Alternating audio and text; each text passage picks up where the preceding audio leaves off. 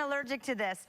Mama Gena is with us today for our female hour of sexual power. And before the break, we learned about the womanly art of flirtation. Let's see what our audience learned, shall we? All right, front row, let's see. This is what we're going to do. You are going to flirt with the Sister Goddess to your right. You are going to flirt with the Sister Goddess to your right, and so on. And what you're going to do is you're going to say, I am so hot, and then turn to her and say, and you are so hot, and it's going to go like that. Okay. So give it to her, and let's see how you did. I am so hot, and you, honey, are so hot. Okay. Good. Start with I. I am so hot, and honey, you are so hot. Thank you. Wow.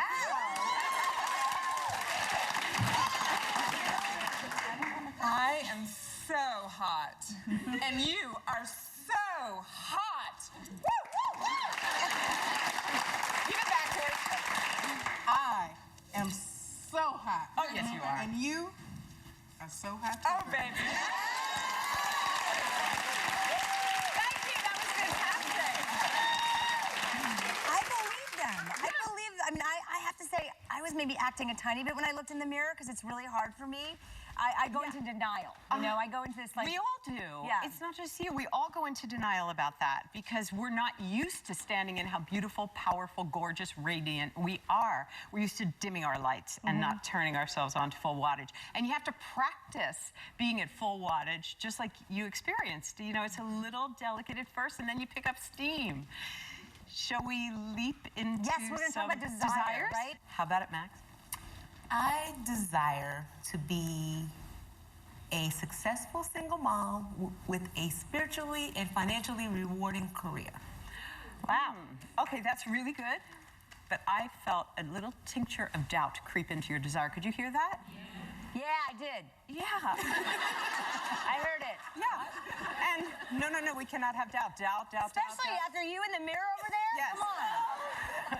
We're gonna maybe have to stand up and swing your hips when you say desire. Yeah. Okay. Because you know the body is what teaches the soul of a woman. So give it to me. Tell me that desire again. I desire Yes. to be a successful single mom. Now get back in your hips again, sister. With a spiritually and rewarding, with a spiritually and financially rewarding writing career. Okay. Very nice. Very good. That's better. That's better. And I'm going to want more from you. I'm going to be like, you know, just like play with me. I desire to be a successful single mama. I desire to be a successful single mama. And so on and so on. All right, wait. Can I pull my desires out? Give me your I have desire. a list of a few. Okay. I like how you pulled it out. I did. It's very graceful. I basically gave birth to it, right? I desire to live in Ibiza, the land of pleasure. Oh, yeah. Wow. Yeah, that is. Oh, I love that. Come on, tell me more. Tell me more. Tell you that again or No, tell I you wanna more? hear all of them. I desire to be happy. I desire to love my body no matter what size it is. And can I have one more? I desire to live in the moment. I felt that. I felt that. All right, I want to move on to what is the womanly art of owning your beauty? Well, see, you know, as we were talking about, women always are criticizing themselves, and we think we're 5 pounds too fat, or too old, or too tall, or too short, or too white, or too black, or too something. We always are filled with criticism. It's just whatever. That's how our culture teaches a woman. And beauty is really an inside job. It's something that you can give yourself, because when you think you're beautiful, you are beautiful. And that is the way it rolls. And you know you have girlfriends like that, where, you know, maybe they're, you know, more voluptuous than you could even imagine, and they just know they are the bomb, they are hot, they are amazing. When they walk into a room, every head turns, and that is a thought away. Isn't that just having charisma? Oh, no. There's people that have tons of charisma, but they don't use it because they're thinking, oh God, I don't know if I don't know if I said the right thing. I don't know if I like look right. Oh God, he's so cute. He'll never be interested in me. Like they plug negative thoughts inside their head. And owning your own beauty means you plug into the thought, I'm amazing. I'm delicious. And so what You are. So, do you want to play with me? We'll do like a little mantra? Yeah. Okay, so just like normal, walk, maybe we could, start here. Okay. And then like normal, like your just average walk, just walk to me. That was my average walk. Oh.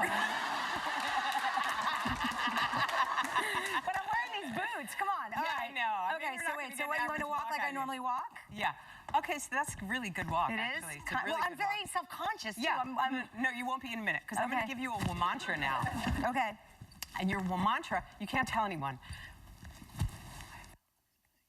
I can't say that. I know you don't I can't say that. No, you're not going to say it. Oh, okay. Okay. Just think that as you're walking to all me. right. Oh my God, Mama Gena. Okay.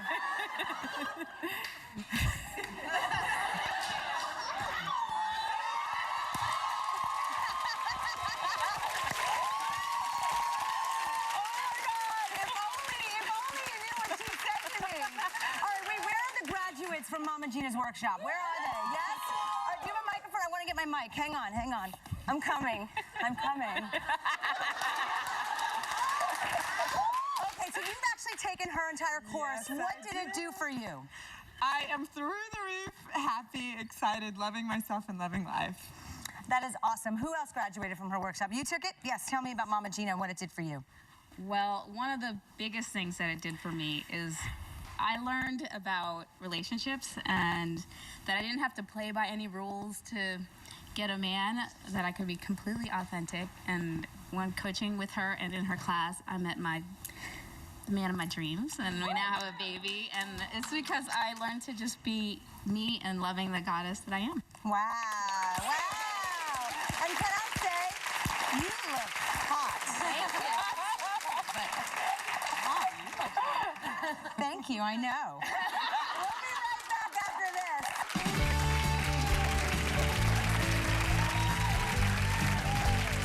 You guys try it out there. It feels really good. Let it go and let your sensuality take over your body. All I can think about is the Spanx that's rolling up right now. When I was a kid, my mother used a nickname for that private part, which was Pootsie, which apparently is also the Hungarian word for little girl. And my sister decided to use that word as my nickname. Very nice. I prefer saying vagina. I really do. I think, you know, we need to bring back that word. All right, stand up, please. It's time for your questions. Nothing is off limits. Okay. You have a question for our experts. You guys, I've heard that wearing tight pants cause yeast infection. Is that true? That's a good question. Yes, wearing tight clothing or clothing that doesn't breathe can cause the moisture in that area to accumulate and can lead to vaginal infections and yeast infections. Because what happens is bacteria can grow and the pH can change. So you always want things to air out. We need to let it breathe. Let it breathe. All right, let it breathe, Sister Goddess. Ricki, Yes, Mama Gena. why not vulva? I mean, that, you know, instead of vagina. I mean, vulva is the exterior genitalia, the outer lips, the inner lips, and Our Lady of Clitoris. That reminds me, okay, can I tell you just a very funny story? My son was having health ed in I think he was in 3rd or 4th grade, and they were talking about body parts, and they were talking about female genitalia, and they brought up a vulva. Does anyone know what a vulva is? And he raised his hand, he said, my mom has a vulva and a Volvo. Yeah.